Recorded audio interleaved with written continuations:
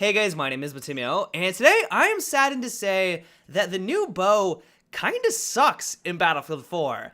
I say this with a heavy heart because I wanted it to be amazing. I loved the X-Bow back in Battlefield 3. It was a phenomenal gadget, it added in some really cool variety into the game, and I was hoping that type of playstyle was going to transfer on over into Battlefield 4, but with a primary weapon, with this new Phantom Bow. And while it does have some redeeming qualities, it's not utterly useless. I was hoping that it was going to be a hell of a lot better than it was right now. And so my biggest critique with this new weapon is the fact that you have to draw back the bow before you can aim and shoot at an enemy. And I know some of you might be thinking right now, well, of course, that's how a bow works in the real world. Like, what the hell is wrong with you? How else would you expect a bow to work in Battlefield 4? And I would 100% agree with you, but my problem with it is the fact that it takes a good second for you to draw it back.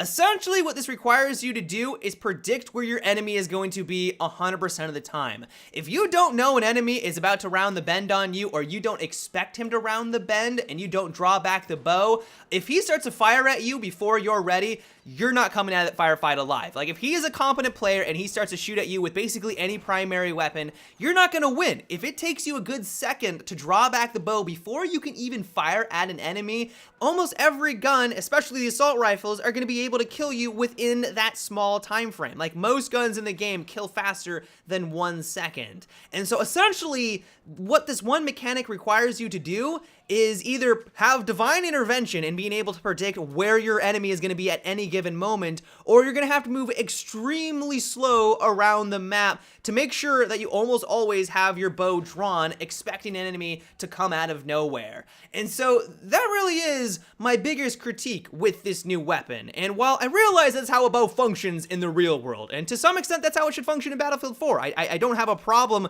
with the core mechanic. My biggest critique is how long it takes for you to draw it back. It doesn't matter how amazing you are at this game, if you don't have it up and running and they get the drop off on you, you are not going to come out of that firefight alive. And in my opinion, that is going to lead to some very frustrating moments. My other big critique is that this is meant to be a stealth weapon. Like, you fire it, you don't show up on the minimap, it doesn't really have a very loud audible sound, and it's meant to be ghosting around and picking people off without the enemy team knowing that you're there. The problem with this, though, and I really have no idea why DICE decided to add this into it, is that as soon as you fire it, the missile has a crazy vapor trail behind it. You would be less obvious if you had a flashing neon stripper sign above your head compared to this vapor trail. Like, it's just ridiculous right now. There were numerous occasions when I was playing on these unranked servers where I would miss my first shot, and that's to be expected. The bow is a finesse and skillful weapon, and you're bound to miss every so often, but as soon as I did, I basically gave the enemy all the information they needed to know where I was shooting from. They just needed to follow that bright white light to my exact location. And so I guess I just can't wrap my head around the idea, I feel like I'm going crazy right now, why this mechanic needs to be added on to a weapon that is meant to be stealthy. I realize that you need to notify the enemy when they're getting shot at, but at the same time, why isn't the arrow flying by someone's head, the audible sound of that thing zipping by, and the suppression effect happening on your screen a sufficient amount of information that someone is shooting at you? Like, I feel like that should be enough.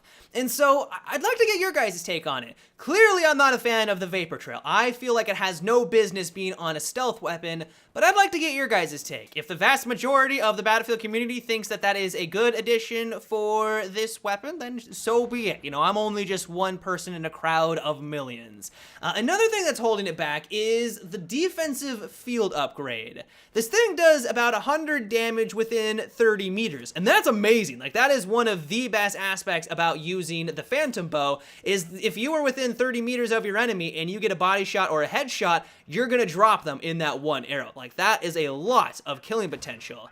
As soon as the enemy has the defensive field upgrade on, though, that 100 damage drops down to 93. That's pretty much a death sentence. You get, trust me, you get a hit marker on an enemy who has a defensive field upgrade path, and you are going to get very salty. There's no way you're going to be able to win that firefight. Like, they pretty much came out of that alive because they were using a field upgrade over you. Not because they were better, not because they had better accuracy, but because you went for a body shot that normally would have killed an enemy, but because of that one goddamn field upgrade path, they win, you lose, and you're back at the spawn screen. Maybe this will change when it goes live or when we actually get this on ranked servers, because I've noticed a lot of players are not running the defensive upgrade anymore. Ever since the big patch, there hasn't been as large an incentive, and so maybe when this does go live, we won't have this large of an issue, and it won't be as apparent as it is right now on the unranked. Everyone on the unranked was using the defensive because everyone was using the bow, and they knew that they would have that advantage, and so maybe it won't be as bad when it does go live. But even still, I hate the fact that the field upgrade has that much of an influence on the power of the bow. The last thing on my list is that I'm not all that impressed by the level of customization that comes along with the Phantom Bow. You look back at the crossbow in Battlefield 3, granted this was a gadget, mind you, this was a gadget, not a primary weapon, and it had two different types of scopes. You could use the red dot sight, or if you want to go for the sniper playstyle, you could also use, I think it was an ACOG, and it also had 4 different types of bolts. The Phantom Bow, on the other hand, only has the iron sights, the stabilizer for the second slot, which doesn't really do anything, and then 3 different types of arrows. Why does a primary weapon have less customization, especially in Battlefield 4, where they go crazy with customization, compared to a gadget back in Battlefield 3? I don't really understand that. And so this leads me to believe that maybe the bow that we are using right now on the unranked servers isn't the full bow that's going to go live when we do finally unlock it.